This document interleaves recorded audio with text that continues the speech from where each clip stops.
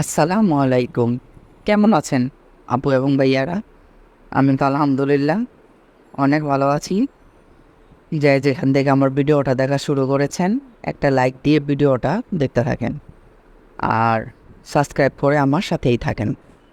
আর যেসব আপু ভাইয়ারা ফেসবুক চালান, শায়লা ব্লগের নামে একটা ফেসবুক পেজ আছে, চাইলে ওখান থেকে আপনারা ফলো করে আসতে পারেন। কেমন? তো এখন তো শুভ দুপুর, সবাইকে শুভ দুপুর। আর রান্নাবাড়া শেষ আমার। আর রান্নাবাড়া আজকে দেখাই নাই। এখন থেকে চিন্তা করছি যে ছোট ছোট ভিডিও করব। সারাদিন আসলে কি বলে, মোবাইল নিয়ে ঘোরা, ভিডিও করা, কষ্ট করার আসলে এত প্রয়োজন হয় না। মানুষ তো এত দেখে না, 1 মিনিটের উপরে ভিডিও দেখে না।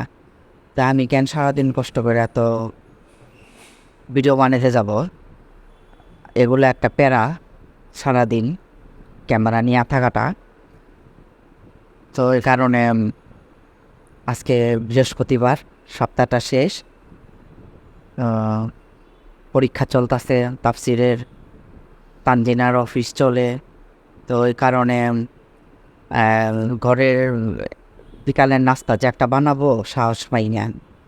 সব আমার ওপরে দুজন চলে যায়, একা একা এগুলা সব কাজকর্ম করি আমি।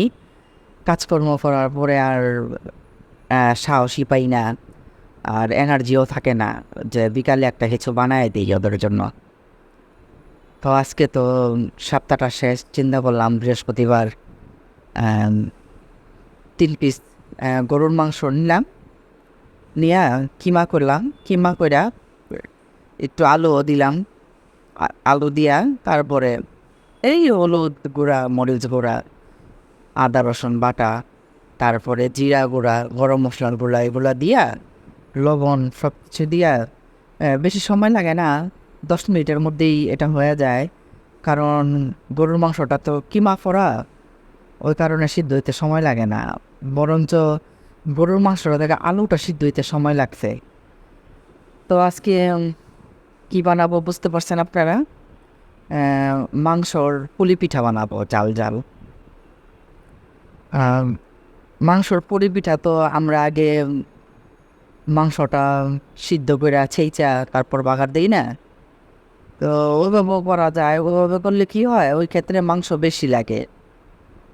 আর এখন তার আগের দিন নাই। আগে যেভাবে খাইছি আমরা, জিনিসপত্রের দাম কম ছিল।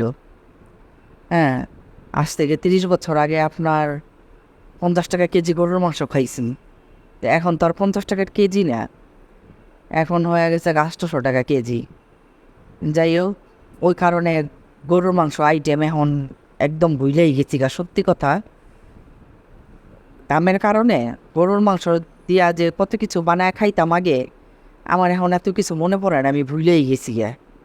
এখন ওই যে আমার কাছে সহজ হয় এম, ব্রয়লার মুরগি দিয়া সব সময় করি বিকালের আইটেম। মনে করো যে ওটাই সহজ হয়, তাড়াতাড়ি হয়। আর কেন জানি, আমি জানি না তোমরা বিশ্বাস করবে কি না, আমার না এই বিফেরটা এখন না গ্রান পাই না। আমার কাছে এখন ওই ব্রয়লার মুরগি দিয়া যেগুলা করি বিকালের নাস্তা পানি, ওইটাই গ্রান লাগে, ওটাই মজা লাগে। হয়তো আল্লাহ তাল্লাহ রুচিটা এরকমই করে দিছে যে যেটা কম দামের জিনিস, যেটা সবাই খাইতে পারবো, ওইটাতে হয়তো হ্যাঁ গ্রান্ড বেশি দিয়ে দিছে, হইতে পারে এরকম। যাই হোক,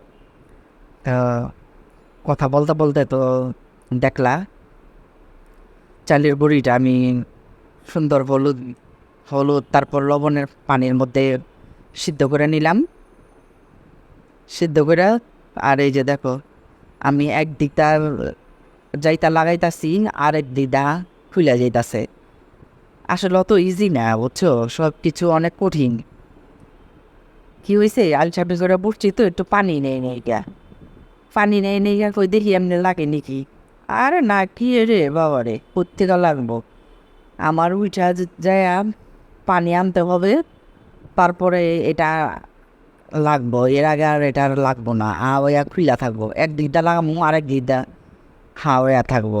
যাই হোক, তোমার এই প্রথম দিলাম, দেওয়ার পরে এই ব্যাসটা দেওয়ার পরে আমি এই যে উল্টাইতাছি না, উল্টানোর পরে আমি আবার মনে করো 3 মিনিট পর এগুলা সবগুলো উঠায় রাখবো।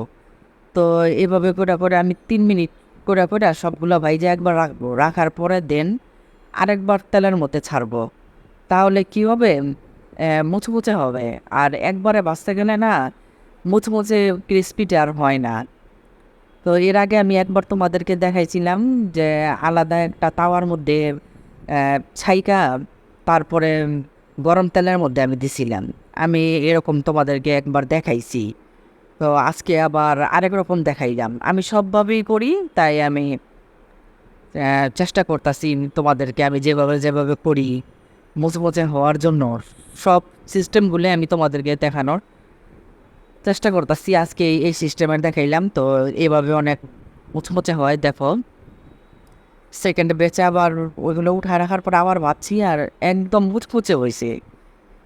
আর খাইতে তো আসলে কি বলবো, মাশাল্লাহ, নিজের হাতের জিনিস বলে কথা। তারপর তোমার মনে করো যে ফ্রেশ তেল, সব কিছু ঘরে ভাঙানো আমার চালের গুঁড়া।